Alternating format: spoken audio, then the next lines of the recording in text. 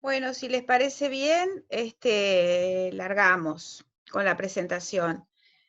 Por supuesto, una cálida bienvenida a todos los compañeros que se han sumado a este conversatorio.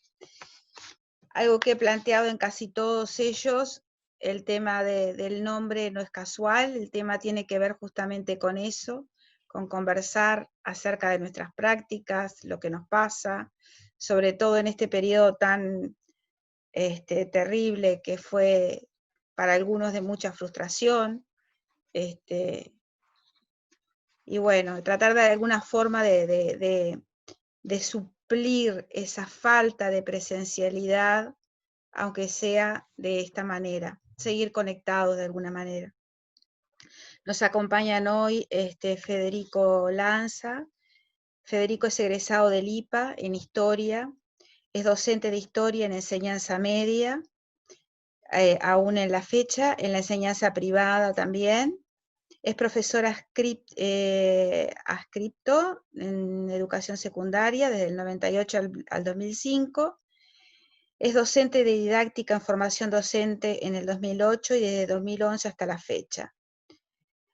Tiene realizados cursos de especialización en didáctica en el CLAE y en el IPES.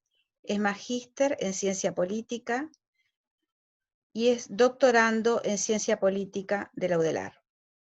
Mariana es profesora de historia, egresada del IPA, es docente efectiva en educación secundaria y profesora adscriptora. Desde el año 2019 es profesora de didáctica en el IPA, tiene un diploma en Historia de la Universidad de Brasilia, curso de especialización en didáctica de la historia del CLAE y en el IPES. Bienvenidos Mariana y Federico, y bueno, les dejo la pantalla. Bueno, buenas noches a todos nuevamente. Un gusto estar acá. Primero felicitar a la APU por estas iniciativas que nos acercan un poquito más a pesar de la distancia y el momento que estamos viviendo. En lo personal es un gusto porque me estoy reencontrando con muchos colegas, ex estudiantes del CERP de Florida, donde estuve muchos años. Se me debe notar por el acento floridense. Y la verdad que estoy muy contento, primero que me hayan ofrecido esta oportunidad y sobre todo que me haya tocado justo con colegas de Florida, de Durazno y por lo que sé también de otros pagos también.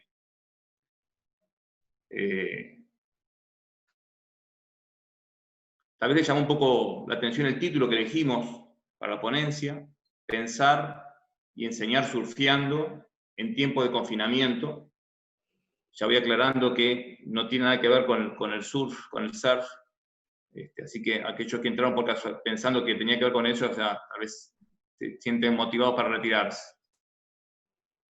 Creo que corresponde primero entonces explicar este término, surfeando, que elegimos para el título.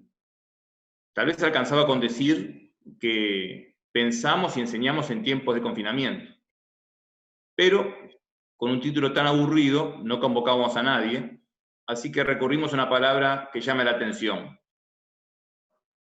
Nunca fui capaz de pararme sobre una tabla de surf sin caerme, ni siquiera en tierra firme. Creo que a Mariana le ha pasado lo mismo. Pero los surfistas siempre me cayeron bien.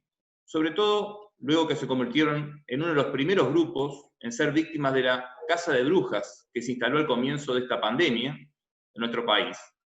Incluso recuerdo que un ministro llegó a afirmar que el virus se contagiaba por el agua. Eso es algo que vimos por lo menos acá en Montevideo bastante fuerte, y supongo que se habrán enterado también el resto del país. Pero además, nos gustó la metáfora de comparar la acción de surfear las olas con el desafío constante que tiene nuestra profesión de tener que enfrentar emergentes cotidianamente.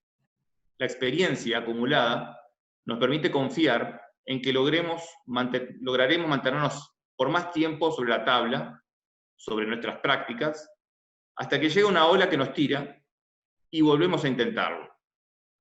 Y vaya que estamos haciendo frente a una ola enorme que ha hecho que a muchos les pasara el agua por encima, que aún no han podido o querido subirse a su tabla y que parecería que no estábamos preparados para encararla. Como me dijo la profesora didáctica Mariana Costa, también es lindo pensar que lo que hay debajo, la profundidad de las aguas, es mucho más amplio y profundo que lo que está en la superficie, y que en general lo desconocemos, nos genera incertidumbre, y que verlo o tocarlo nos da miedo, alegría o placer. Le cedo la palabra a Mariana. Bueno, saludo nuevamente, veo a alguna gente conocida, no estuve en Florida, más bien que veo a montevideanos que están ahí de apoyo, me parece, ¿no? De sostén, Federico. Tenemos ahí algunos apoyos ahí, ¿viste? Por si los precisamos. Tenemos otras tablas donde poder sostenerlos, ¿no?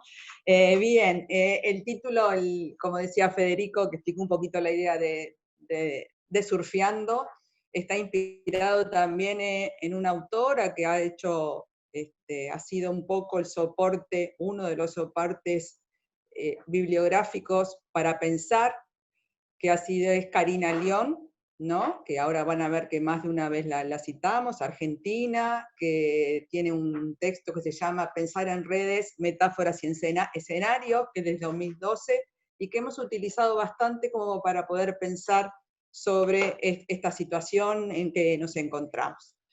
De alguna manera, lo que vamos a compartir con ustedes, como nos gustó la palabra además, conversatorio, lástima que la conversación es media complicada desde estos lugares, pero sí esto no es prescriptivo, son cuestiones que con Federico hemos compartido y hemos pensado, y bueno, nos gustaba poderlas poner a colegas para también poder vivenciar desde el lugar de ustedes qué es lo que les está sucediendo.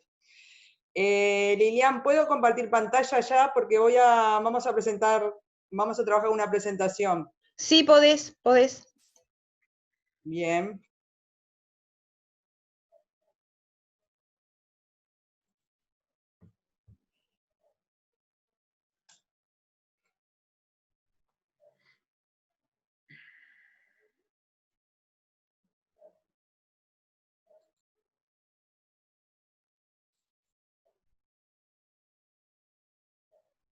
Te sigo viendo, Federico.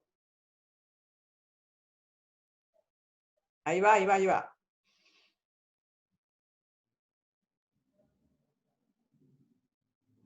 Te faltó decir que lo del surf era por el presidente también. Es cierto. Que te había inspirado. Es una broma interna nuestra. Vos sabés que lo pensé. Bueno, Igual, más allá de la broma, la idea un poquito entonces es compartir con ustedes algunas reflexiones que hemos hecho en torno a la situación y después poder proponer o mostrar, sobre todo a partir de Federico también, algunas experiencias que está trabajando. ¿Va?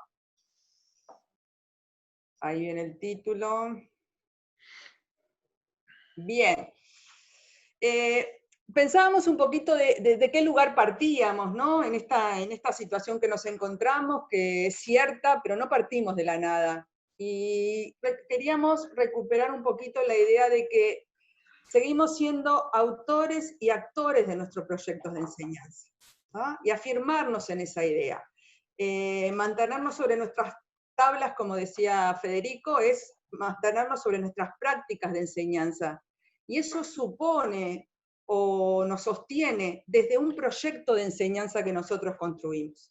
Y utilizamos la palabra proyecto y de repente no planificación, en el entendido que el proyecto es de un sujeto, que convoca a un sujeto que es autor y que desde allí puede pensar qué va a enseñar, por qué lo quiere enseñar, para qué y cómo enseñar.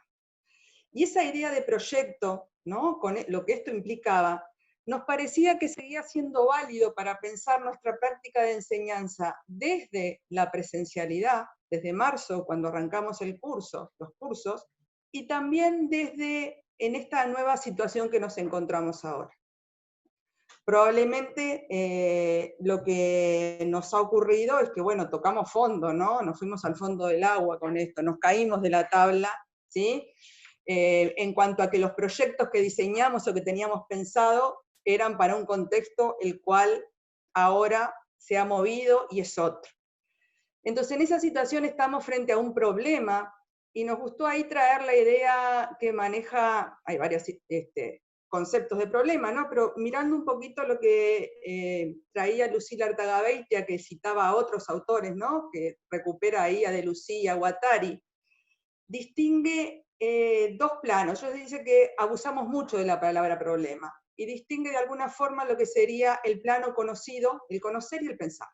El plano conocido es aquel entonces el que nosotros tenemos nuestras herramientas, nuestros recursos, y las situaciones las podemos resolver.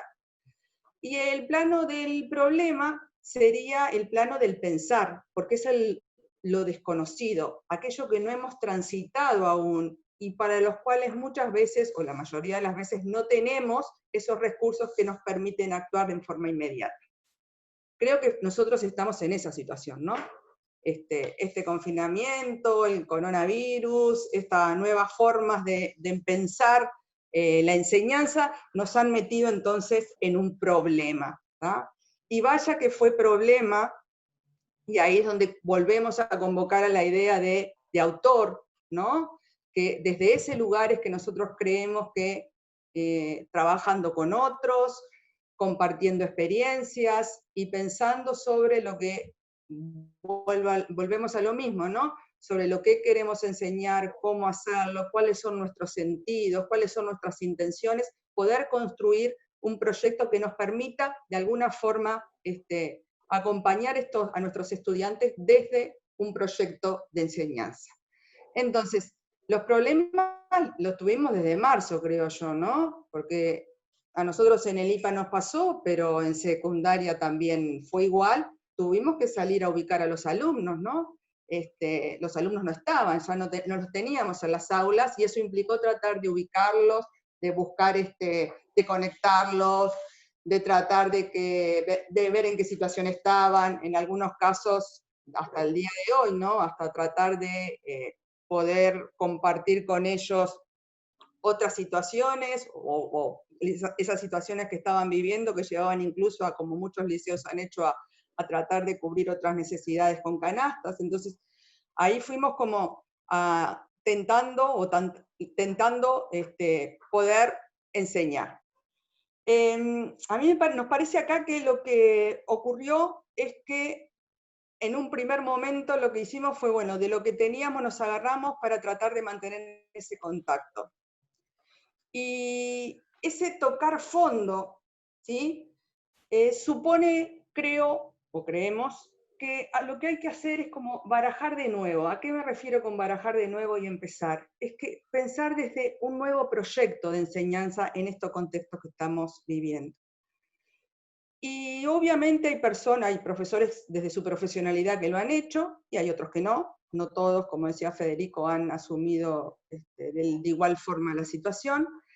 Pero desde ese asumir hemos visto como de todo, ¿no? Esta idea de proyectar o barajar de nuevo ha llevado a algunos de ustedes, o a algunos de nosotros, me incluyo, a pensar nuevamente hasta los programas, ¿no? Algunos han dado vuelta y, bueno, en cuarto año, que pensaban trabajar con globalización más adelante, prefirieron empezar a trabajarlo ahora porque les parecía que era pertinente hacerlo, dada la situación y lo que estaba aconteciendo en el mundo global. Otros decidieron que dejaban algunos temas de lado porque les parecía que era más complejo trabajarlos desde la no presencialidad. Pero desde el lugar de la apuesta a construir un nuevo proyecto, me parece que fuimos marchando, y en la medida que el tiempo fue aconteciendo, creo que las cosas empezaron a tener como otros ribetes, y que nos puso en un lugar como más profesional, ¿sí? O de mayor profesionalidad.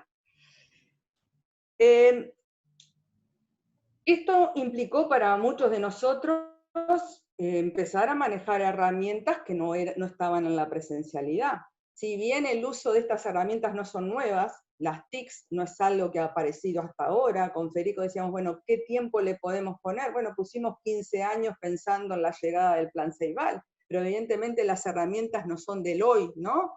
Sino que las herramientas no aparecieron hoy. Pero sí es cierto que no, algunos las habían incorporado a sus prácticas de enseñanza, otras no tanto, y que además nos encontramos, y ahora vamos a hablar un poquito de ello, con una situación donde evidentemente no todos teníamos la disponibilidad del acceso a las mismas, ¿sí? No solo por no tener el conocimiento de ellas, sino simplemente por no tener la herramienta, ¿no? Hablo de nosotros profesores y hablo también desde los estudiantes. Pero lo cierto que es una herramienta que la tecnología que está hace tiempo, que nos construye o da identidad a este mundo contemporáneo en el que vivimos, del cual somos parte de esa sociedad que la produce y que la usa esa herramienta, y que de alguna forma también ha construido una identidad que se teje de una forma diferente, ¿no? Eso nos plantea León un poquito ahí, a partir de las redes, con otros, y bueno, desde la psicología, ¿no? Y desde de la filosofía, bueno, cómo estas también herramientas han generado, generan subjetividades que son diferentes, ¿no? Desde otro lugar. Y desde esa subjetividad me parece que también es válido pensar que este uso de estas nuevas herramientas, o de las TICs, no sé si tan nuevas, ¿no? Ya dije que no eran tan nuevas, producen efectos en la cognición, ¿no? Que se han hablado mucho de ellos, que muchos tienen que ver con, pensemos un poquito en el uso de WhatsApp y de esas cuestiones más inmediatas. Se habla de una ionización de lo que acontece, ¿tá? Donde se producen secuencias narrativas mucho más breves, ¿no? Relatos audiovisuales, hay unas lecturas que pueden ser más en diagonal, porque hay una sobreabundancia de información, ¿no? Entrar en este mundo virtual implica que tenemos un acceso que antes no teníamos, y eso hace que también nuestras lecturas sean en diagonal, ¿no? Miramos un texto, podemos mirar su bibliografía, ir hacia otro lado, leemos un texto, miramos un video. Hoy, con toda esta situación, cuántas cosas han circulado, ¿no? En algún momento con algunos compañeros decimos, bueno, ya no entro más a un Zoom, no escucho más un audio ¿no? En la Argentina se ha producido muchísimo también, ¿no? Inés Dussel es una de las que por lo menos nosotros hemos escuchado y nos ha permitido también pensar desde ahí. Nombré a Dussel, pero ¿cuántas más podemos mencionar? Vieron que hay como mucha producción al respecto y como que todos los días nos están convocando a algo diferente, ¿sí? Decíamos, estos usos de las tecnologías también producen efectos sobre nuestros cuerpos y sobre la motricidad, que podríamos también pensarlos, ¿no? ¿Qué pasa con esas pantallas táctiles, ¿no? Y qué va a pasar con toda nuestra motricidad en cuanto a que todo lo podemos hacer a través de lo táctil? Entonces, me parece que esto que no es nuevo y que hace años que hay producción al respecto, me parece que hoy es como que, bueno, se nos vino encima. Y ese venirnos encima implicó que, bueno, nos pusiéramos, por lo menos desde nuestro lugar, a pensar desde cómo se produce la enseñanza con estas herramientas y también ir pensando también esos efectos o cómo se construye el conocimiento mediados por esta tecnología. ¿Tá? Entonces, si bien no es nuevo, con Federico entendíamos que cobraba otra dimensión. ¿Sí? Y esta nueva dimensión que ha cobrado nos pone en una situación actual que puso al descubierto cosas que ya sabíamos de alguna forma, pero me parece que hoy las puso más patentes, ¿no? Vieron que desde el año 2001 Perisky y Pigitelli, que es el argentino, ¿no? Utilizan mucho, Pigitelli estuvo el año pasado por acá, el filósofo argentino, Alejandro Pigitelli, tiene incluso algún libro, algún artículo donde él habla de la idea de nativos digitales, ¿no? Nativos digitales serían aquellas generaciones que nacen con el uso de estos medios tecnológicos, y los inmigrantes seríamos aquellos que no nacimos con ellos y que nos incorporamos, ¿sí? Bueno, creo que esto ya venía siendo discutido, ¿no? Pero me parece que lo puso más que en evidencia, ¿no? Los nativos digitales no son nuestros estudiantes, ¿sí?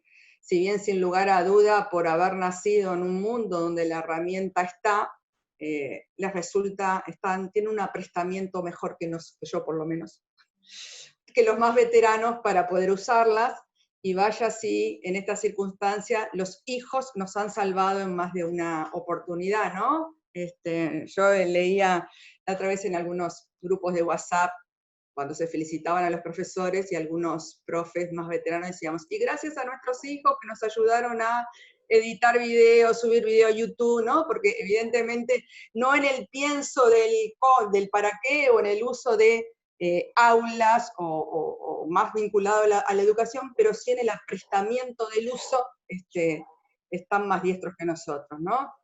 Yo confieso que el WhatsApp Google lo aprendí ahora, ¿no? Así que fíjense cómo estoy, ¿no? Gracias a mi hija además que me lo enseñó.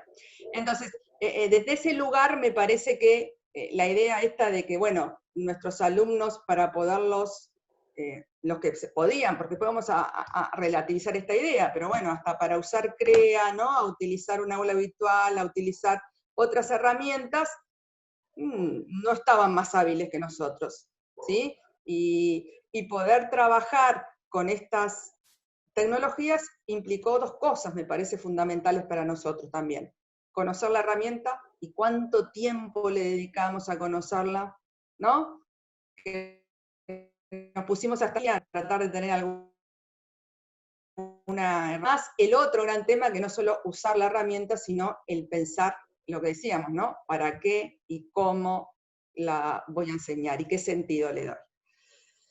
Eso por un lado. Por otro lado, puso en evidencia diferencias y desigualdades sociales que ya las teníamos, ¿no? Estaban en el aula. A ver, yo la otra vez hablábamos con unos compañeros y vamos a ver, las diferencias existieron y las veíamos. Me parece que acá lo que puso en evidencia también esas desigualdades culturales de los jóvenes, que también se manifiestan en esto que hablábamos, ¿no? En la posibilidad de inclusión de herramientas tecnológicas en el aula.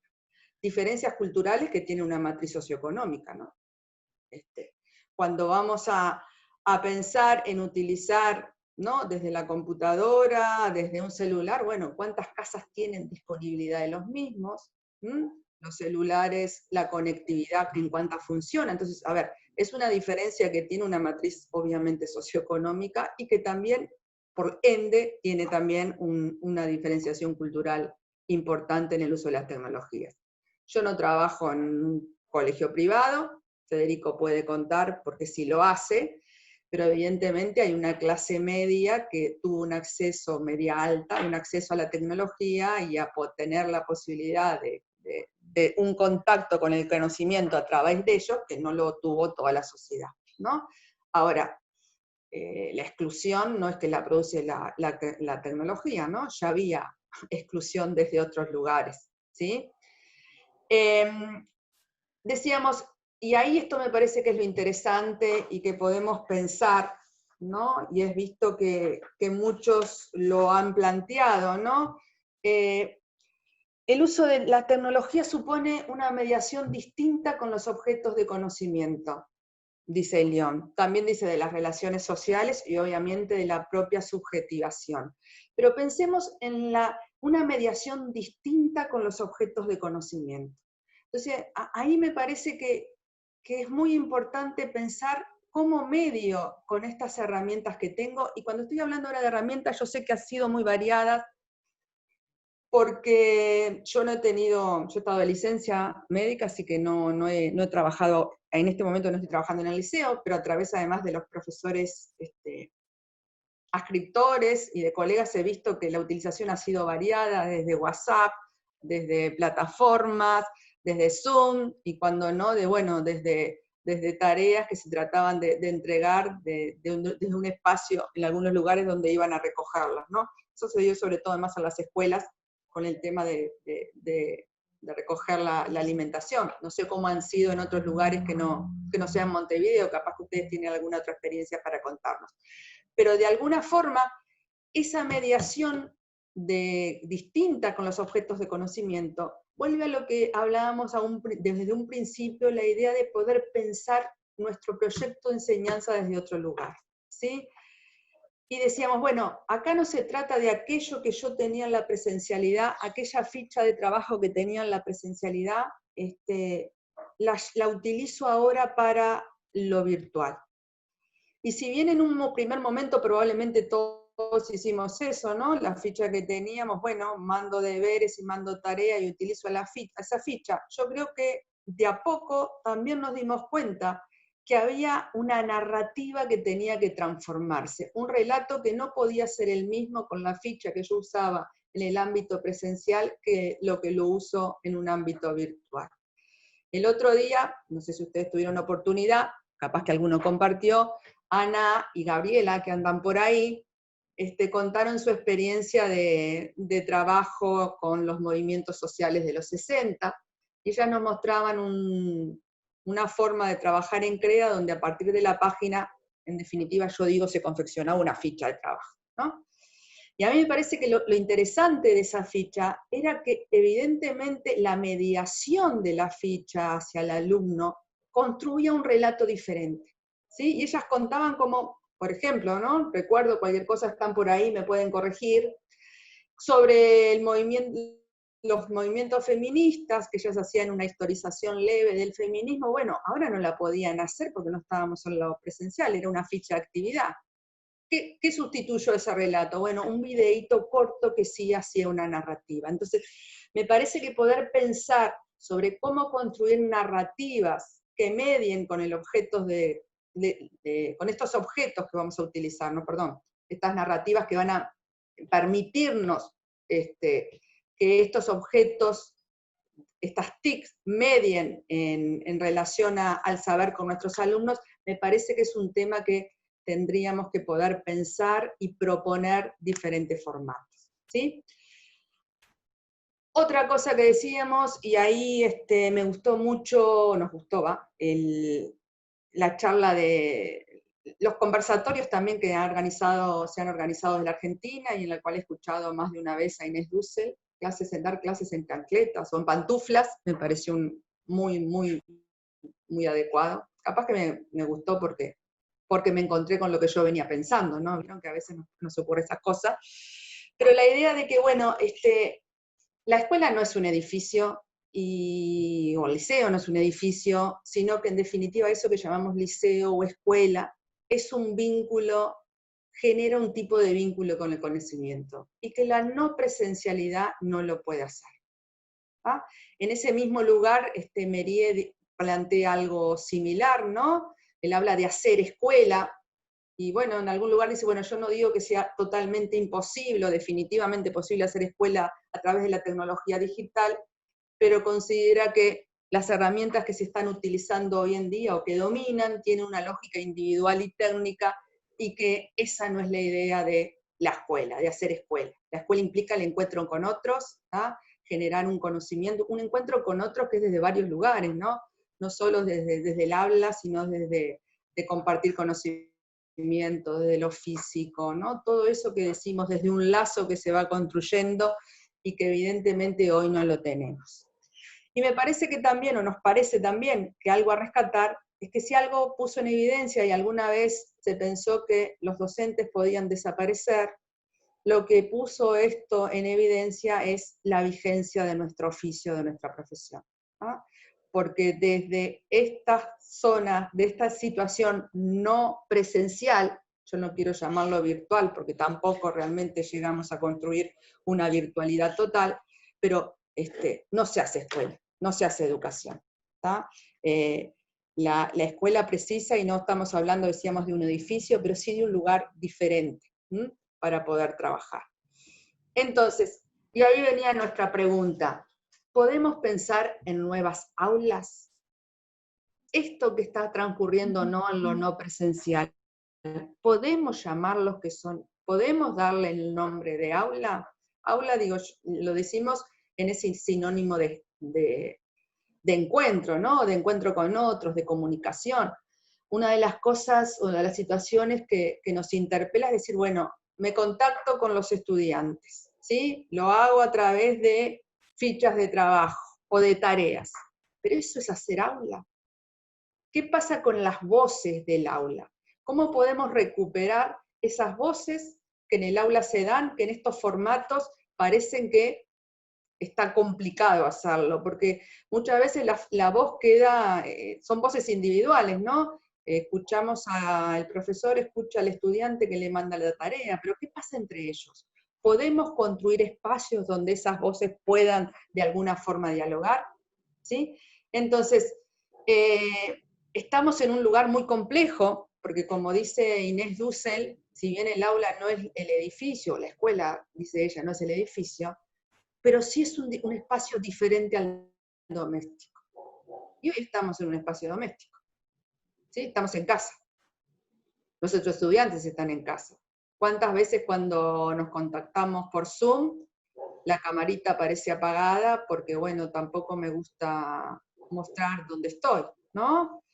En ese espacio doméstico que no nos permite salir hacia otro lugar, hacia el encuentro con otros, implica que los tiempos de ese espacio estén muy complejos, ¿no? Yo puse por ahí, o pusimos por ahí, vivimos en un tiempo extendido y en suspenso. Extendido porque no hay horas, ¿no? A veces a las 12 de la noche o de la mañana sentimos clic en el celular cuando tenemos porque nos llegó un aviso de que hay una tarea o algo que se entregó. Ojo, también a los estudiantes, yo como mamá puedo decir lo mismo, que a los estudiantes a veces les subimos tareas a las 12 de la noche, ¿no? Entonces, ¿cuál es el tiempo, no? Cuando nosotros salíamos íbamos al liceo, ¿no? O al instituto, o a donde fuésemos a enseñar, salíamos, ustedes me dirán, bueno, sí, teníamos tiempo en casa, sí, sin lugar a duda, pero no con ese requerimiento, ¿no? De estar en permanente contacto, ¿no? Y en suspenso, porque también uno no sabe, salvo de repente cuando hacemos un encuentro con Zoom, pero si no en general nos pasa que, bueno, mandamos una actividad o una ficha o un WhatsApp y no es la inmediatez que ocurre en el aula, ¿no? Cuando uno los ve los gestos, los escucha y puede hacer una pregunta, responde. Bueno, ese tiempo ha quedado como en suspenso. Entonces, todo esto nos hace que decíamos desde el principio, bueno, nuestro proyecto de enseñanza que teníamos en marzo se desmoronó.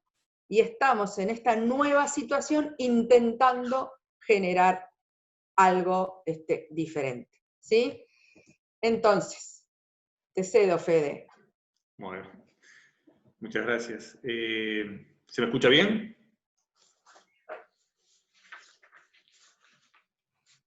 Bien. ¿Se me escucha? Sí. Volviendo al concepto de surfear, que tanto nos gustó, tomamos en realidad este concepto de pensar surfeando de Lyon, que propone aprender haciendo, aprender produciendo, aprender seleccionando información, en un movimiento casi continuo de aprender en la acción. En estos meses estamos aprendiendo mucho, mientras hacemos como podemos, mientras seleccionamos los contenidos, los recursos, revisamos lo que hacíamos para adecuarlo a la nueva situación, ensayando y equivocándonos en un permanente ida y vuelta entre el docente que quisimos ser y el docente que intentamos ser. Lyon dice que desafiar la enseñanza implica desafiar las prácticas, ubicarnos en lugar de incomodidad creativa. Algunos desafían la enseñanza en forma permanente. Siempre están buscando nuevas formas, nuevos recursos, nuevos ejemplos, nuevos argumentos, nuevas comparaciones, etc. Otros lo hacen solo cuando sus prácticas ya no dan los resultados esperados. Y finalmente tenemos a los que, no importa lo que suceda, nada los alejará de su zona de confort, de su forma de dar clase, continúan impávidos hasta el final del curso porque están convencidos de que su forma es la mejor. Y muchas veces logran buenos resultados desde el punto de vista de la cantidad de estudiantes que promueven el curso. Cada uno sabrá si se identifica más con los inquietistas, con los pragmáticos o con los principistas. Pero creo que todos tenemos algo de los tres. Hay estudiantes que se sentirán más cómodos con uno de estos estilos que con otro. A veces solo necesitan saber que nos importan. Se ha hablado mucho de que lo importante es lograr mantener por lo menos un vínculo con los estudiantes. Un profesor ha dedicado las reuniones virtuales con sus estudiantes a preguntarles cómo están, a escucharlos, a hablar de cualquier cosa menos de historia. Lyon afirma, refiriéndose a las características que tiene Twitter como medio de comunicación, qué importante que es sentir ilusión de acompañamiento por parte de otros que te leen, que te siguen. Claro que para esto no es necesario dejar de lado la enseñanza conceptual. Vaya, si la historia nos brinda elementos para comprender mejor la situación que estamos viviendo. ¿No hacemos siempre el esfuerzo de comparar el pasado con el presente, aunque estemos enseñando la prehistoria? Acompañar está bien, es necesario, pero podemos acompañar también con un sentido pedagógico. Ejercitando... Perdón, Fede, ¿me dejás agregarte una cosita que habíamos hablado y nos quedó por ahí? La idea de acompañamiento desde la mirada de Maëla Paul, que es una francesa que ha trabajado, su tesis ha sido sobre acompañamiento. Ella plantea que, a ver, acompañar no es estar con alguien simplemente, ¿no? Es ir con, pero lo que nos une, el acompañamiento es un vínculo, y hay un objeto, algo que hace que ese vínculo se construya. Y como decía Federico, el acompañamiento que nosotros desde el lugar profesional que damos es desde un lugar de enseñanza, es un vínculo pedagógico. Entonces, eso nos parece que como profesionales, y ahí es la apuesta a pensarlo, no puede quedar por fuera de esta relación. Más allá de que estemos haciendo otras cosas, más allá de que de repente, como decía hoy, bueno, juntamos canastas porque lo precisan, ¿no? Porque hay alumnos que lo precisan, o tratamos de estar presentes y saber qué le ocurre, bueno, todo bárbaro eso, pero también esto otro, porque nuestra profesionalidad implica eso, la idea de poder o pensar en enseñar en estas circunstancias. Perdón, Fede, No, que está bien, María. me había quedado eso de Mael. Y tu tocaya, colega nuestra del IPA, ¿Qué anda por ahí? Mariana Costa, que anda por ahí, también, ¿no? Nos apunta que acompañar también significa estar al lado, pensando juntos, atendiendo cuánto de nuestra energía personal se necesita para esto. ¿Sí? ¿No se ven resultados positivos a corto plazo? Bueno, bienvenidos a la dimensión del tiempo pedagógico. Como dice Lyon, el aprendizaje es un proceso complejo que no se da en un único momento ni en un único espacio.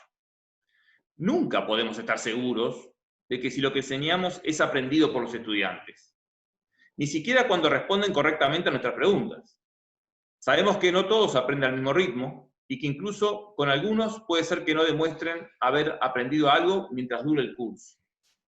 Y sin embargo, a varios nos ha pasado de encontrarnos con estudiantes muchos años después que demuestran haber aprendido y también otros que no. Vivimos permanentemente con ese desafío, algo tan evidente para todo docente y que sin embargo algunos colegas pierden de vista cuando algunos llegan a cargos de dirección e inspección y nos preguntan por la cantidad de estudiantes con nota de promoción, como el gerente de una fábrica preguntando por la cantidad de productos realizados. Y hablando de autoridades, qué bien nos hubiera venido alguien que nos conectara entre nosotros, que nos permitiera salir de nuestras chacritas, que nos permitiera conocer las buenas experiencias de otros colegas y nos advirtieran de los errores para que no los reiteráramos. Probablemente hubo directores que preguntaron a sus docentes qué necesitaban, inspectores que preguntaban qué estábamos haciendo, no para fiscalizar, sino para difundir las buenas prácticas. Hubo directivos que hicieron reuniones virtuales para que todos se desahogaran y expresaran sus preocupaciones, temores y expectativas, pero lamentablemente predominaron los mensajes ambiguos e incluso contradictorios. Creo que todos tenían buenas intenciones. Es justo reconocer que esta situación se dio en el medio de una transición de gobierno, de direcciones, de profesores que comenzaban en un liceo nuevo. Por eso cada uno reaccionó apelando a sus valores, a su impronta personal, a su experiencia. Porque si bien es cierto que estamos ante una situación inédita, muchos apelamos primero a las herramientas o armas, si les gustan más las metáforas bélicas, que ya teníamos. Podemos hacer lo de siempre, pero mejor. Por lo que he visto, y reconozco que no ha sido mucho, el que daba una clase expositiva, el que usaba el pizarrón, el que mandaba tareas, el que no mandaba, el que usaba videos, el que hacía trabajos en grupos, lo está haciendo ahora también, siempre y cuando haya logrado conectarse con sus estudiantes, que ese es otro tema. Sobre esto se han planteado diferentes posiciones. Una posición que plantea que cuantos más actividades proponga un docente a sus estudiantes, más posibilidades de abandono para aquellos que no pudieron establecer ese vínculo virtual por razones ajenas a su voluntad. Por supuesto, otros dispositivos educativos más tradicionales también pueden atentar a su modo contra la pretensión o aspiración igualadora que debería caracterizar a la educación pública uruguaya. Esto no obsta para constatar que la educación virtual contribuye a alejarnos unos pasos más de la realización de esa aspiración igualadora. No sé si todos han tenido contacto o comparten esta posición. Otros, en cambio, plantean que es mejor hacer algo que nada, que no hay que igualar para abajo, que mientras desde las autoridades se toman medidas para facilitar la conectividad de todos los estudiantes, los docentes tenemos que comenzar a trabajar con los que sí pueden conectarse. A esta posición se le responde, desde la primera, que bajo la premisa de que es mejor hacer algo que no hacer nada, se nos oculta que las consecuencias negativas de ese algo pueden superar a las positivas. Entre esas consecuencias negativas, mención aparte, merecería el análisis de cómo estas acciones que estamos emprendiendo podrían inadvertidamente estar sentando un precedente a partir del cual se impongan en el futuro nuevas formas aún más balcanizadas de articular el sistema educativo, todavía insospechadas para nosotros. Bueno, con Mariana decimos, demos una batalla a la vez. Preferimos ser confundidos como promotores de un nuevo paradigma tecnocrático que parecer prescindentes con nuestros estudiantes, por no usar una palabra más fuerte. Teniendo siempre presente que las TICs son un medio, no un fin en sí mismo. En algunos aspectos parecería que hemos retrocedido en el tiempo. No sé si a ustedes les ha pasado tener este sentimiento. Estamos trabajando y viviendo en el mismo lugar como en el sistema doméstico del siglo XVIII, ante la Revolución Industrial. Estamos preocupados por contagiarnos de enfermedades como si estuviéramos en el siglo XIV. Con una escuela que volvió a no ser obligatoria ni gratuita.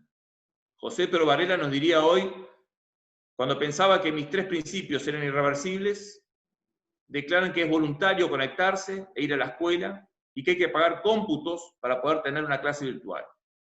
Gracias a Dios que mantuvieron la laicidad, por lo menos. Aún. Este tema va de la mano de otro dilema. Si bien somos tanto docentes profesionales como funcionarios de una institución, hay momentos en que esta dualidad se vive como una tensión. La mayoría tratamos de no caer en el extremo del que da excelentes clases, pero, por ejemplo, no le da importancia a tener la libreta al día, ni a los espacios de coordinación. Ni tampoco en el otro extremo, del que nunca falta, tiene todo lo administrativo impecable, pero no enseña nada a sus estudiantes. ¿A qué le damos prioridad? ¿A los que nos exigen las autoridades? ¿O al compromiso que asumimos con nuestros estudiantes al inicio del curso? ¿Intentamos enseñar? ¿Intentamos que nos hagan una devolución? ¿Intentamos evaluar y autoevaluarnos? Y, si nos da el tiempo, hacemos el registro en la libreta. Primero profesionales, luego funcionarios. ¿Qué significa ser un profesional de la educación? Bueno, Festermacher y Soltis han identificado 3 tipos de enfoques diferentes aunque no contrapuestos. No sé si Mariana podés poner la pantalla y interrumpirme cuando quieras. Después voy yo. Bien. Algunos ya conocen estos autores, los hemos trabajado en el CERP, en didáctica. Tenemos el enfoque del ejecutivo, del docente ejecutivo, que pretende que sus estudiantes conozcan información, que hagan actividades adquiriendo hábitos de estudio y de socialización en forma sistemática. Tenemos el terapéutico, que le propone que expresen sus preferencias y que encuentren su camino, guiados por un docente que intenta comprenderlos. Y tenemos el liberador, que busca que aprendan cómo se investiga para comprender su realidad y así poder transformarla con un docente que enseña el método para que luego investiguen ellos. Creemos que se puede desarrollar todos los enfoques, aunque se priorice el que nos identifique más. Es en las situaciones difíciles, cuanto más los estudiantes necesitan que su docente sea un referente. La forma, el camino, el método es secundario. Lo importante es que vean que lo intentamos. Si los docentes no tenemos esos referentes, tratemos de que por lo menos nuestros estudiantes sí lo tengan. Alguien que les diga, vamos en esa dirección, y le fundamente con argumentos pedagógicos. Si no queremos usar las TICs, dejemos los materiales impresos en alguna parte, donde puedan retirarlos, y demos algún medio por el cual nos podemos comunicar con ellos, como han hecho en muchas instituciones, sobre todo en escuelas. No sé, Mariana, si querés seguir tú. Sí, Me aburrí bastante al auditorio. No, desde ese lugar de profesionalidad, que creo que ahí volvemos a la idea de autoría, ¿no? Ser profesional implica eso, ¿no? Ser autor de mi proyecto de enseñanza y pensar que en esta idea de pensar con la utilización de las tecnologías, yo les decía que remitíamos a este trabajo de Lyon, de Karina Lyon, que tienen un libro, recogen un libro que es más nuevo, que este trabajo del 2012, este es un trabajo en un libro mayor, ¿no? Pero el de ella, el artículo de ella es del 2012, tiene un libro que se llama La Escuela de las Pantallas, y donde ahí recogen también varias experiencias con el uso de las tecnologías, e incluso hablan, o algunas refieren al Ceibal, ¿no? Ellos estuvieron como muy cerca, igual que Alejandro Pesitelli, de lo que era el plan Ceibal para pensar. Entonces, a mí, mi preocupación, y la compartíamos con Federico, bueno, a ver, las tecnologías están, bueno, pensemos en usarlas, a ver, sin negarlas, sin pensar que son fantásticas, pero es parte de nuestra vida. Entonces, ¿por qué no pensar cómo usarlas? Y desde allí es que decíamos, bueno, a mí, particularmente mi preocupación era esto que yo les hablaba del aula, de cómo formar diálogo en el aula, cómo la tecnología, si bien no es el aula, cómo puede facilitarme esta idea del encuentro de voces, del encontrarme con los estudiantes, y no solo yo como docente, sino que ellos se puedan encontrar entre sí. Lyon nos propone, que nos pareció interesante, unas metáforas para pensar las prácticas de enseñanza con tecnologías. Y utiliza 3: partituras móviles, el panel cognitivo y los puentes tecnoeducativos, ¿no? La idea es poder pensar nuestras prácticas con ellos. Entonces, ella dice, bueno, ¿a qué llamamos partituras móviles? Y hace una referencia al Twitter. Lilian, ¿reconoces ese tweet? Bueno, ahora les cuento por qué. ¿Por qué Lilian lo reconoce? Él dice, bueno, el Twitter tiene esta idea de que es una fragmentación romantizada, donde hay un sentido del que escribe, pero no necesariamente tiene el mismo el que lo recibe.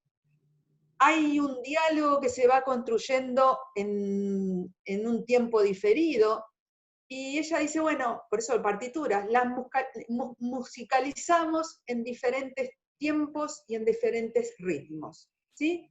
A mí me pareció una metáfora preciosa lo que ella plantea allí, y he de confesar que yo no tengo Twitter, así que tuve que pensar y averiguar cómo funciona, ¿no? Todo lo que decíamos, pero sí sabemos que los jóvenes muchos tienen, y he tenido experiencias con practicantes que han tratado de generar un espacio, ¿no?, diferente de enseñanza a través del Twitter.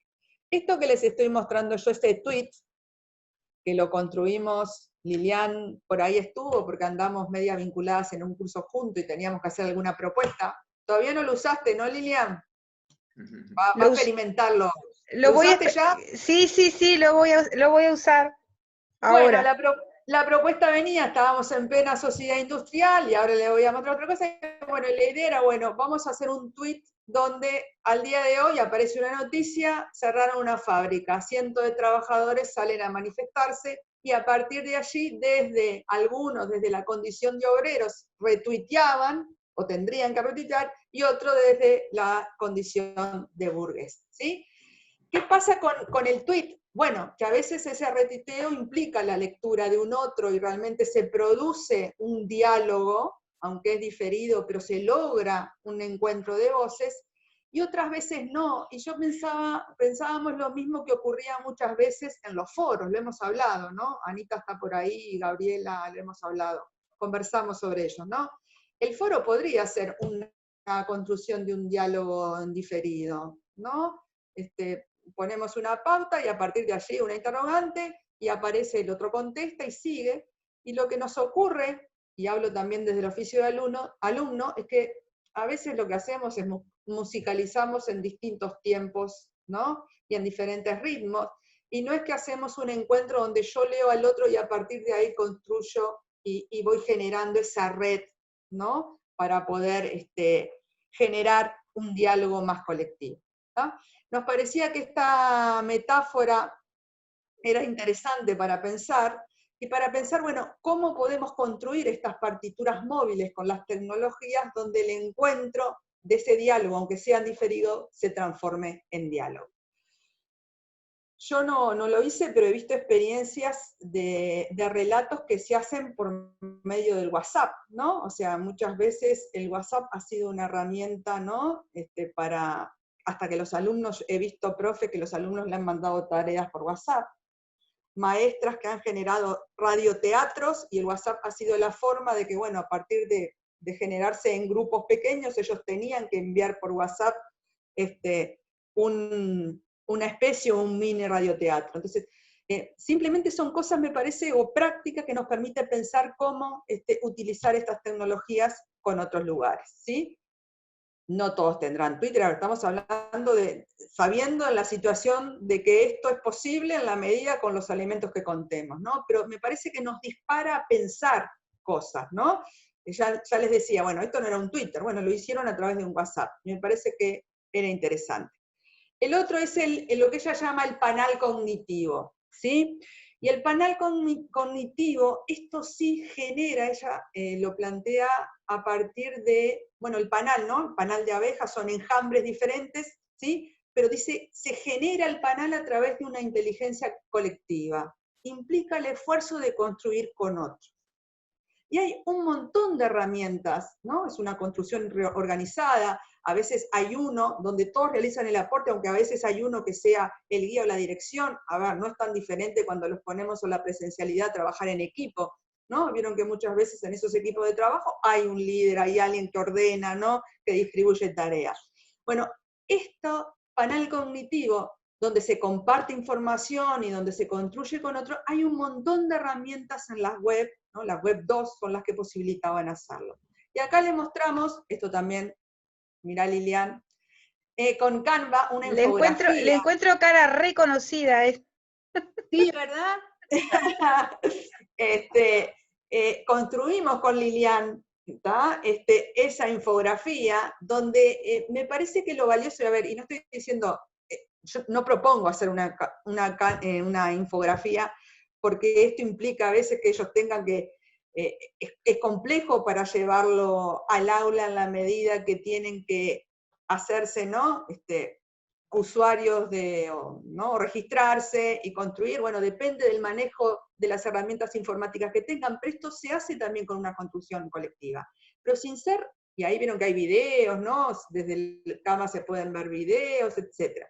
Pero hay un montón de herramientas de la web 2 que a mí en un primer momento fue como, ay, tengo que aprender un montón de cosas, después bajé y dije, no, con lo que uno maneja puede construir, porque es imposible ese saber generalizado. Ahí Anita Abuela bajó un poquito y me dijo, bueno, CREA es muy potente, vamos a usar CREA, será mejor, ¿no? Que fue lo que están haciendo ellas, y que me parece que es cierto.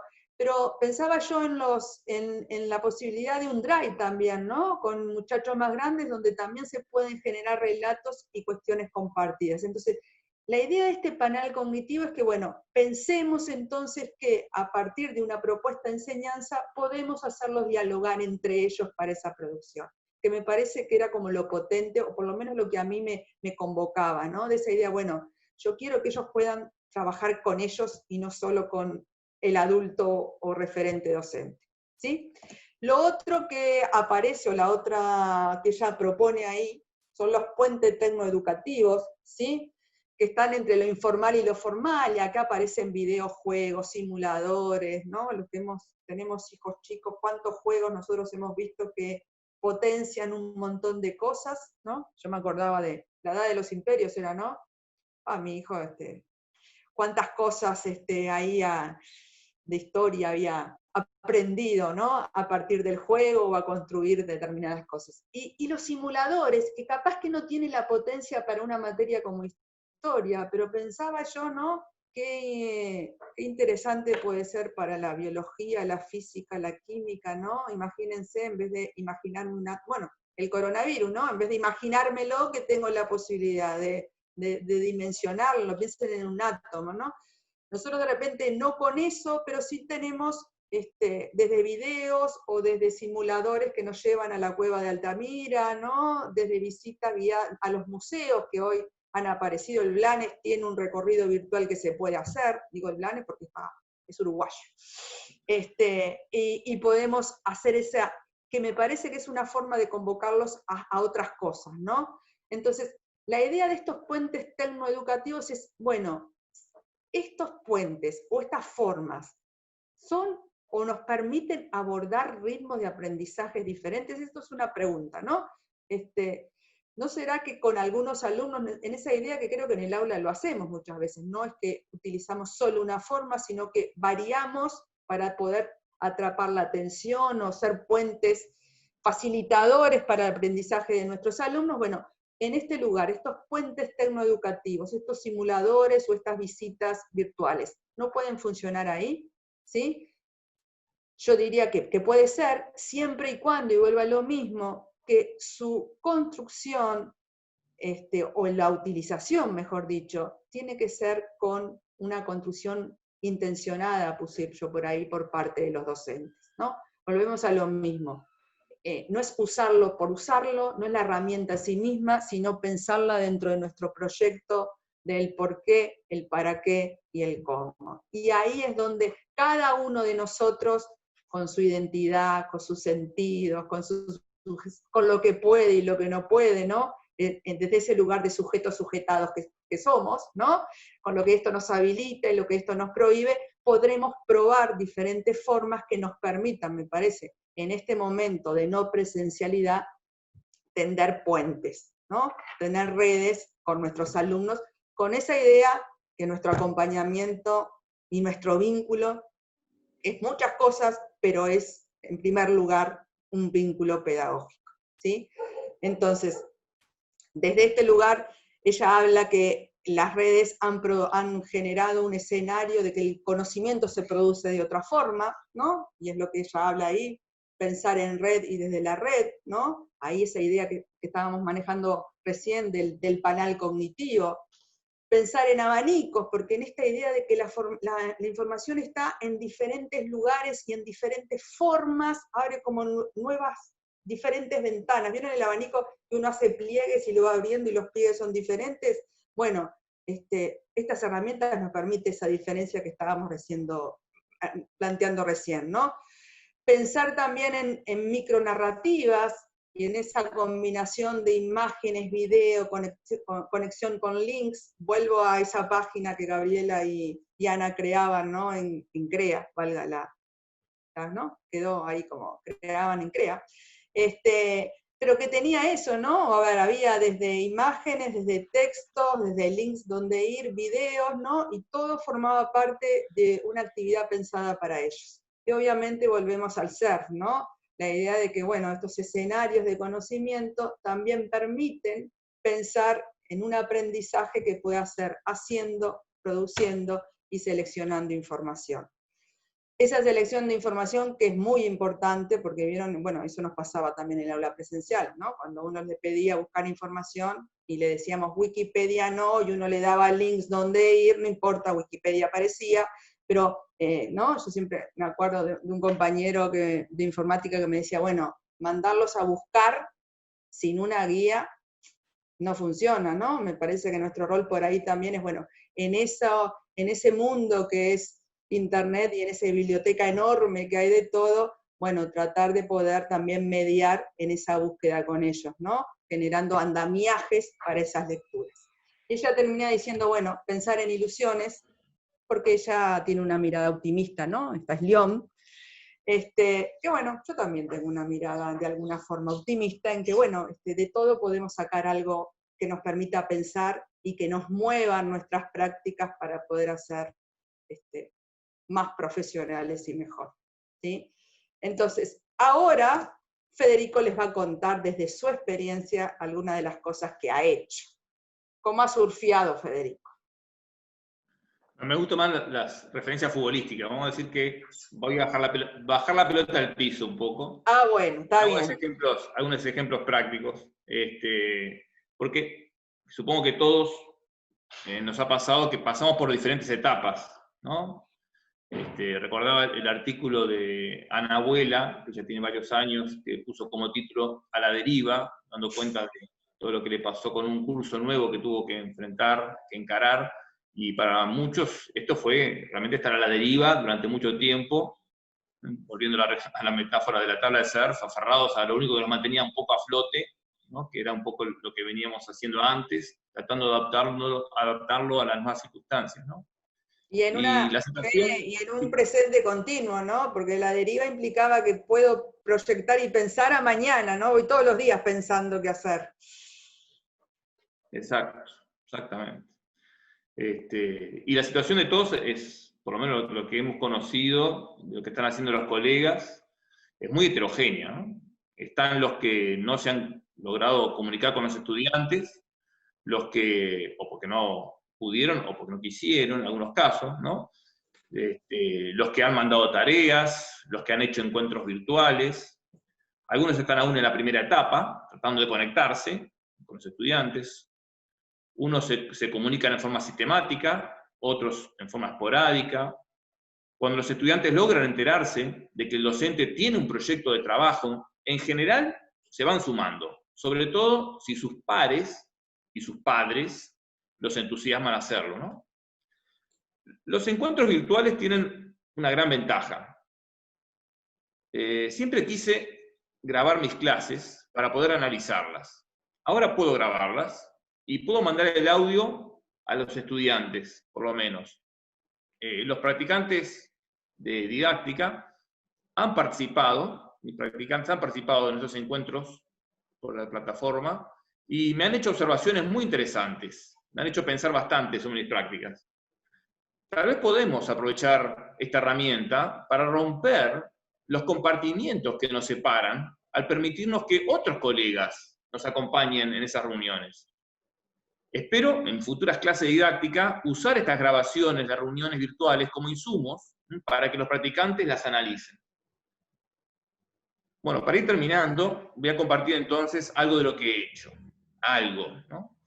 Omito contarles el proceso de ensayo y error, todas las veces que me caí y me golpeé y un poco me desilusioné, porque creo que todos ya pasamos por esa situación.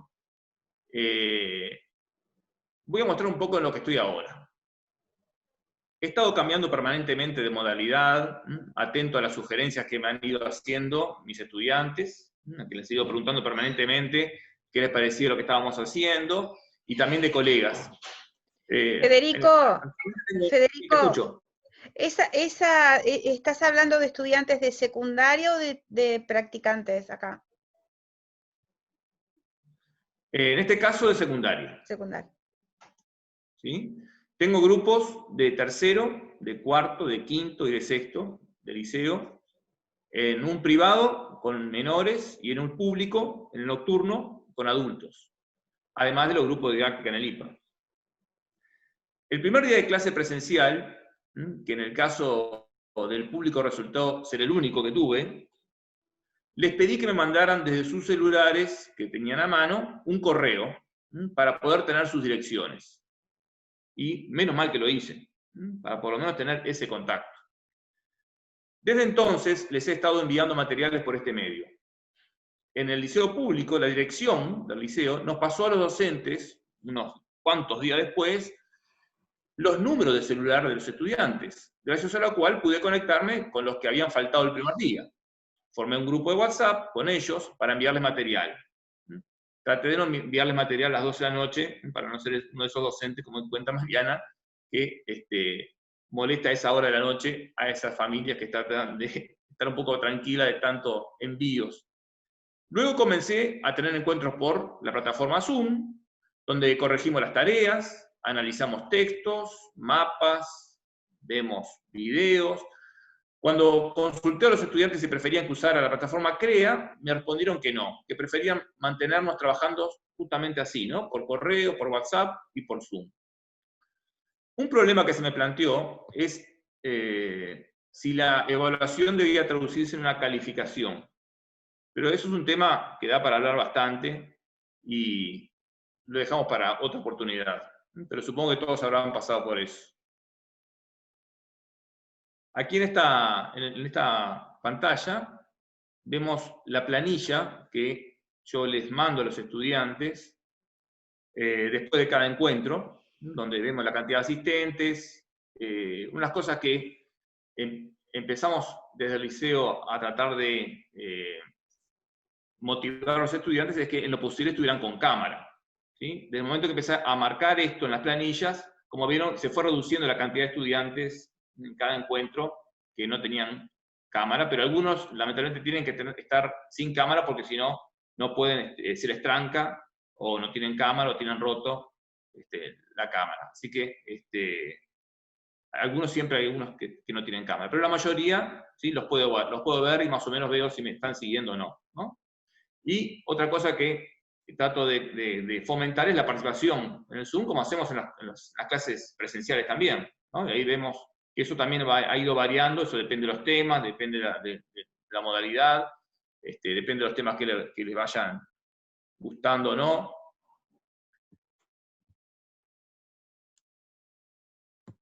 No sé si podés cambiar de pantalla, Mariana.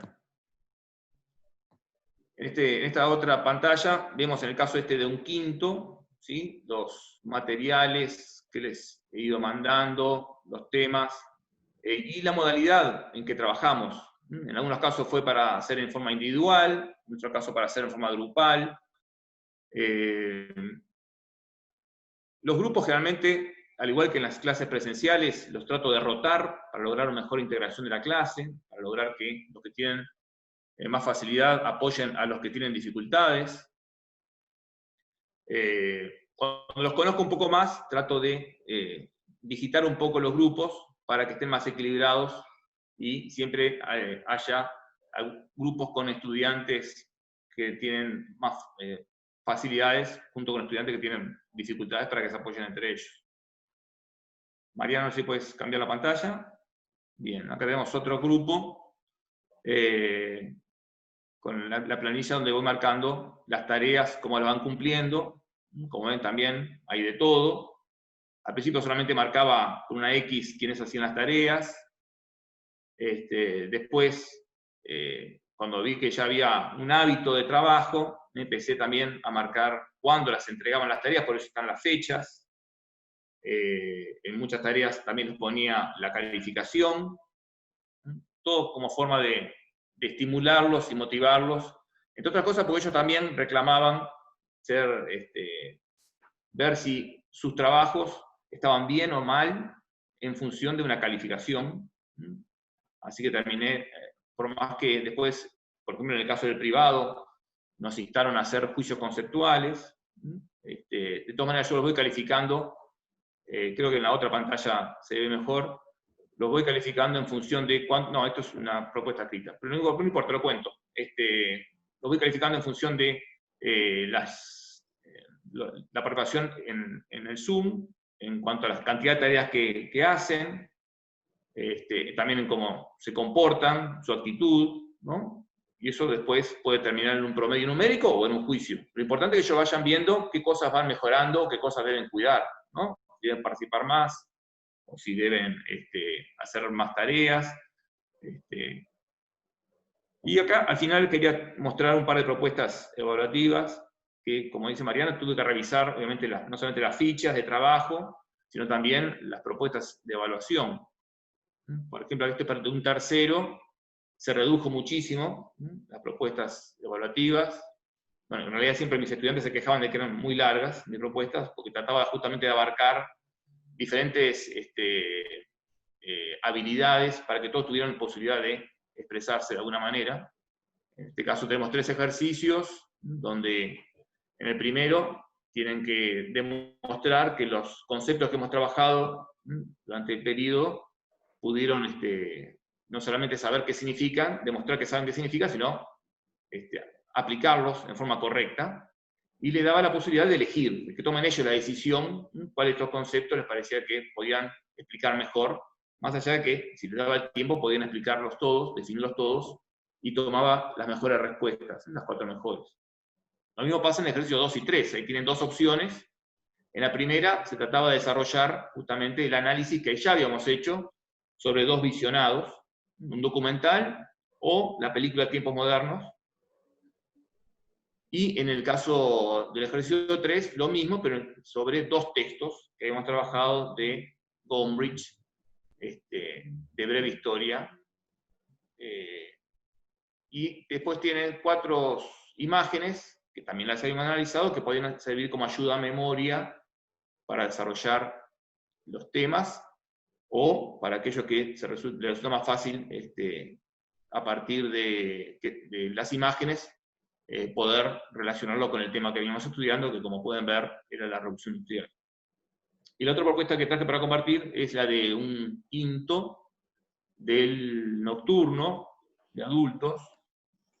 En este caso ya hemos hecho la prueba sumativa del semestral, este es un parcial, y acá les doy la oportunidad en el primer ejercicio de demostrar que las correcciones que le hice la sumativa fueron de recibo, y tienen la posibilidad entonces de mejorar por aquello de lograr aprender del error para mejorar el desempeño.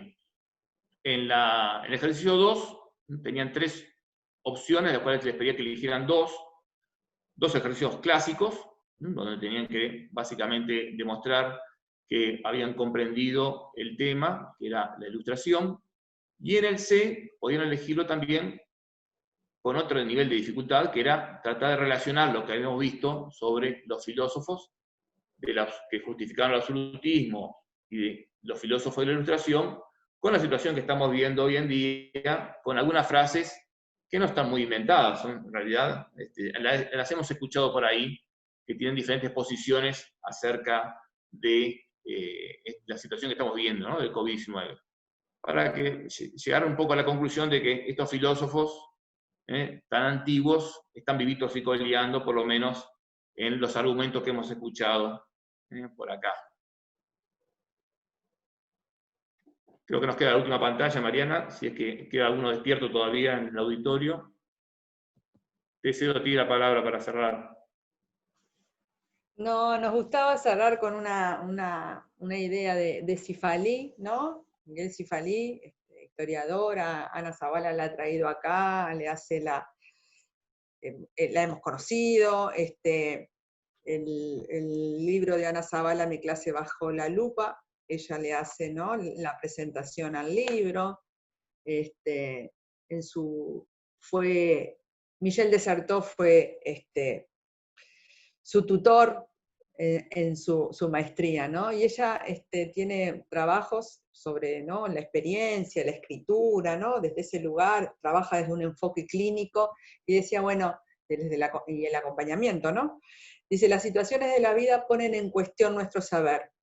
Tenemos que inventar sobre la marcha. El subrayado fue nuestro, ¿no?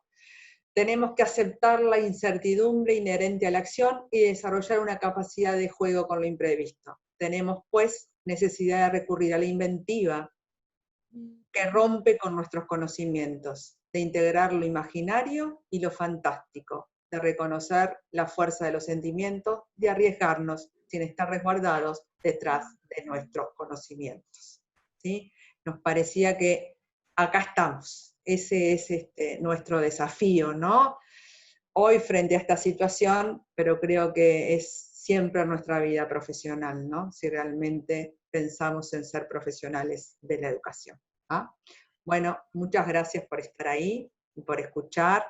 Y bueno, nos gustaría escucharlos a ustedes ahora, o desde alguna experiencia, o algo que quieran aportar y decir. Dejo de compartir pantalla, así nos podemos ver mejor.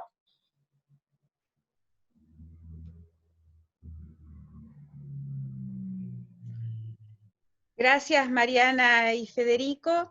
Y bueno, un poco compartir con todos que cuando surgió la idea de estos conversatorios, la respuesta de los equipos de trabajo que se fueron formando fueron por distintos lugares, desde, bueno, desde aquel que empezó con Lizzy, con Mari, y los siguientes, todos se arrancaron para distintos lugares, y todos estuvieron maravillosos en realidad, porque aportaron mucho a la reflexión y a la reflexión sobre nuestra práctica, que era en definitiva lo que buscábamos, ¿no?, en este momento. Y escucharlos a ustedes me encantó, porque además hoy tuvimos el de Emma y Brian, que trabajaron justamente Carmen estuvo en ese, ¿no? Creo que y Sebastián, algún otro compañero también, que tomaron elementos de las tecnologías y cómo trabajar con ellos. Y ustedes aportaron eso que tiene que ver con la reflexión de la práctica docente, con la teoría que acompaña nuestras prácticas. La verdad que muchísimas gracias. Y bueno, y aprovecho acá que está Ana y que estaba Gabriela, que la vi por ahí también. En realidad aprendí un montón con ellas, porque la plataforma CREA, nunca la había usado, siempre había trabajado en bachillerato y nunca en quinto y en sexto, entonces utilizaba otros medios de comunicación para mandar actividades o para trabajar o para lo que sea. Y este año tuve que hacerlo y estuvo muy buena todo lo que plantearon y las cosas que aprendí de ahí personalmente. Estoy como oyente acá, no estoy como secretaria de nada. Así que muchísimas gracias. No sé si hay algo en el chat de los compañeros. Rosana dice, complementa lo de esta tarde. Es cierto, fue así, ni que lo hubiéramos elegido, totalmente. Complementa lo de esta tarde. Bueno, hay saludos por ahí. Mariana, que plantea, muchas gracias compañeros, acompañar en estos tiempos requiere de la humanidad como la que demuestran totalmente. Y la ironía de Federico. Lilian, si se puede, hago un comentario. Dale. Sí, todos Hablado, comentan. Sí, todos. Así sacamos el chat. Bueno, primero felicitarlos a Mariana y a Federico, que son dos compañeros del IPA. Mariana además compañera de ruta, ya como estuve citada, voy a tener que hablar. De verdad que es como súper interesante todo lo que ha generado este confinamiento, ¿no? Porque yo rescataría como lo más positivo de este escenario, que nos sacudió la estantería y que nos obligó a pensar Y en realidad muchísimas de esas cosas tal vez las tendríamos que pensar para el escenario presencial. Por ejemplo, el debate de las calificaciones me parece un debate que está buenísimo, pero que en realidad nosotros lo tenemos que dar también afuera, ¿no? Porque a veces tenemos como la ilusión de pensar que con quitar las calificaciones desaparecerían todas las cuestiones que las calificaciones suponen. Entonces, lo que reconozco como más positivo de todo esto es como el haber generado este espacio para el debate. Creo que es interesante eso que señalaba Federico muy, de cómo nos dio la oportunidad de repente de mirarnos mucho más, porque también estamos más expuestos, nuestras clases se graban, vemos a nuestros hijos, a la maestra, a lo que le dice este profesor. Entonces eso que capaz que nos puede resultar un poco más paranoico, por otro lado, si lo capitalizamos puede ser positivo, pensar, bueno, nos estamos animando a abrir el aula, que a veces la tenemos como un espacio cerrado.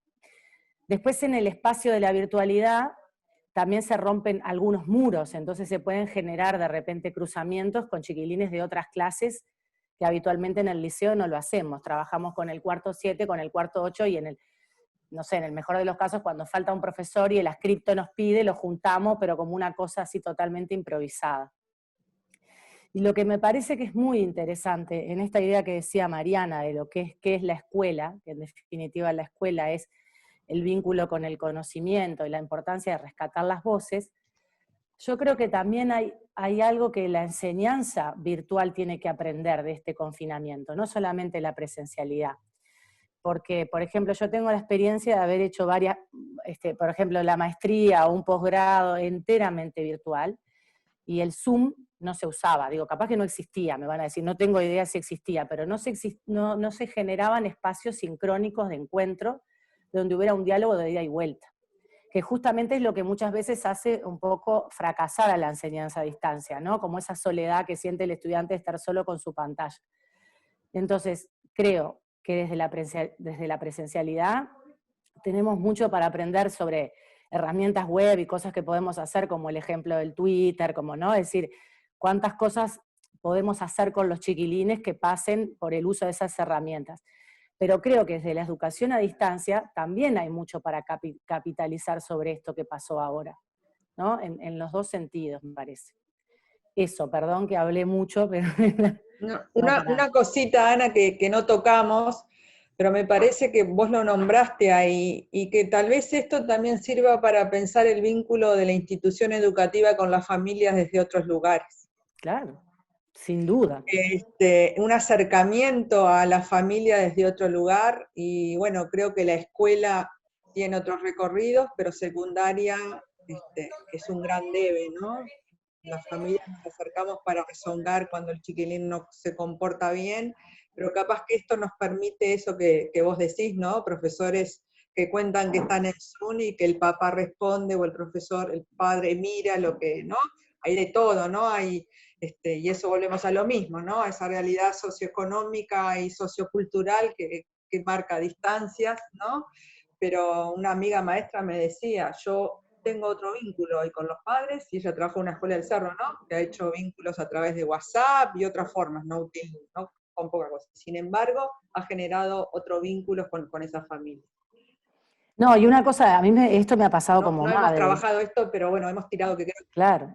Yo tengo un hijo adolescente y entonces, por supuesto que reniega, se pone, pero le digo, a veces estoy en la cocina, él está ahí sentado y le digo, dale, déjame escuchar la clase de literatura, que me gusta. O sea, hay cosas que uno dice, bueno, ¿por qué no? Para nosotros también es como una posibilidad de reescolarizarnos. El otro día estaba con el profesor de dibujo explicándole un montón de cosas de cómo crear rostros en objetos, y yo decía, mira qué interesante. O sea, también creo que repensar y también posicionarnos nosotros, no desde el lugar de la paranoia, sino pensar que nuestra clase, en esto de la domestización de la escuela, que la escuela en la casa, capaz que también es una linda oportunidad para llegarle a otros de la familia, ¿no?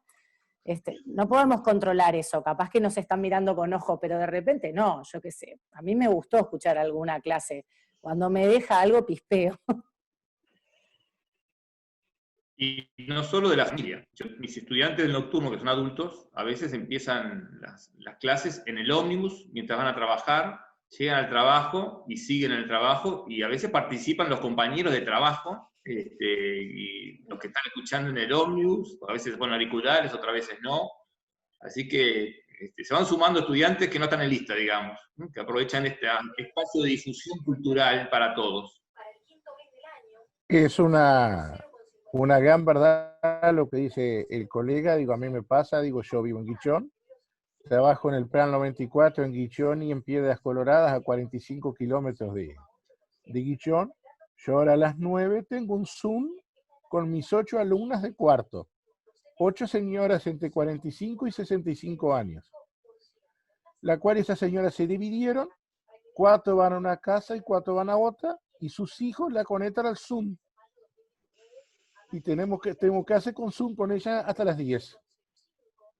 Y están chochas con esa modalidad, la cual ellas van a presentar sus trabajos, sus carpetas, su material. Digo, son señoras que trabajan en la caja bancaria, salen a las 6 de la tarde. No dijeron, profe, ¿podemos armar un Zoom esta noche que se juntan a cenar se dividieron en 2 grupos siguiendo los protocolos sanitarios y a las 9 es la hora que ellas me pusieron para conectarme. Y a las 10 con las de quinto. Son experiencias, digo, y uno pone una tarea, la puse anoche y ya el WhatsApp ahora, ya 7 ya tengo la respuesta, profe, está bien, falta algo. Y los hijos, se me da el caso que 4 de ellas yo tengo cuarto matutino y cuarto en el libre asistido. Y entonces digo, los hijos son una especie de tutores de las mamás que van de noche. Y al inicio de clase, cuando le llaman a clase, me dice un profe, dice, mire, profe, dice que mi madre empieza a estudiar, dice. Yo cada tanto le voy preguntando cómo va ella, si precisa alguna ayuda o no. Son experiencias, es una especie de, podríamos decir, de tutorías de pares que se ha armado, digo. En Piedras Coloradas me han sucedido experiencias preciosas. Una vez para el parcial de sexto, mando a hacer una carpeta sobre el arrendamiento de los campos. En la época de la torre, y una señora me entrega una carpeta toda artesanal, que ahí no tenía engrampadora, no tenía nada. Toda bordada, y algo que pesaba. Le digo, ¿qué me puso esta mujer dentro de la carpeta? Era un alambre de esa época que lo tenían en la casa. Hoy esa señora egresó de bachillerato y está estudiando magisterio, tiene 59 años, porque tiene un objetivo, ser la maestra de la escuela donde vive. Y le va precioso. Y ahora están chochas con el Zoom y las otras con CREA. Profe, no se preocupe, no venga, nosotros nos conectamos. Son experiencias que te dan. La experiencia para el 94 es fundamental. Digo, acá en Guichón tenemos 74 personas cursando la experiencia libre asistido. Digo, hay chiquilines que están para egresar y están todos chochos con el Zoom ahora. Zoom y CREA con los hijos y las videoconferencias. Y ya te mandan WhatsApp, profe, mire que nos conectamos, que el chat, y lo que he aprendido yo de tecnología en esta pandemia, como dijo Lilian, yo CREA nunca había puesto una tarea. Tuve que llamar a una colega, digo, Claudia, ayúdame que tengo que subir tarea que del liceo me exigen. Hoy estoy haciendo conferencias, ¿por qué? Por Zoom, que Zoom no tenía ni idea de lo que era. Es la realidad que nos ha cambiado, como dijo los compañeros. Gracias.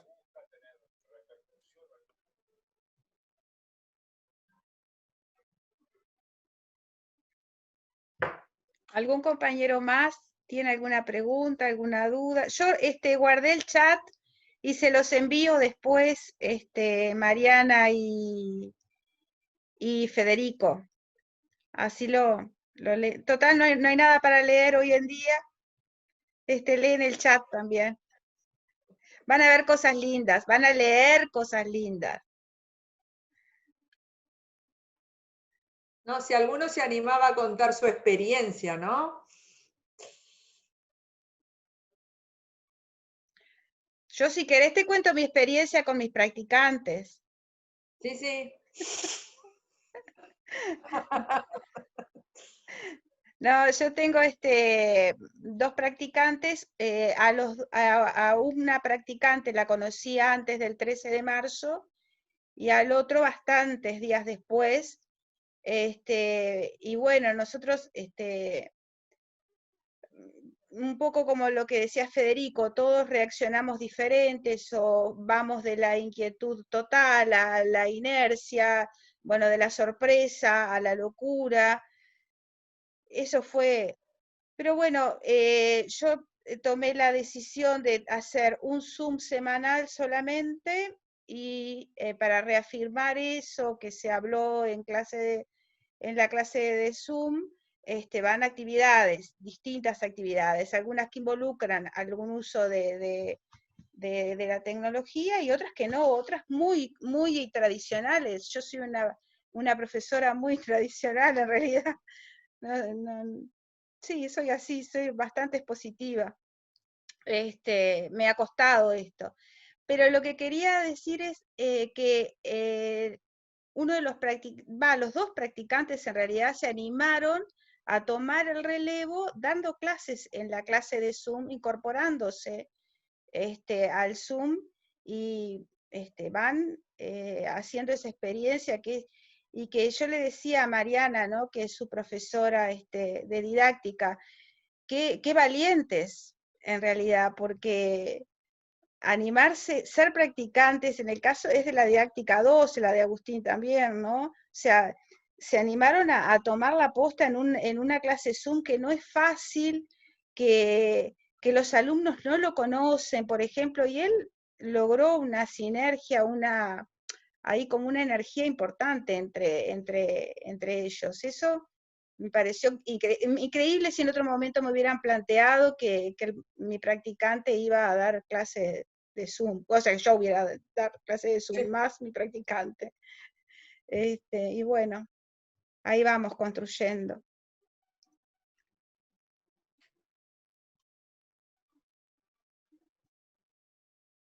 Bueno, compañeros, entonces, si no hay más dudas, consultas o compartir experiencia, nos vamos despidiendo y vamos liberando a Mariana y a Federico. ¿Les parece?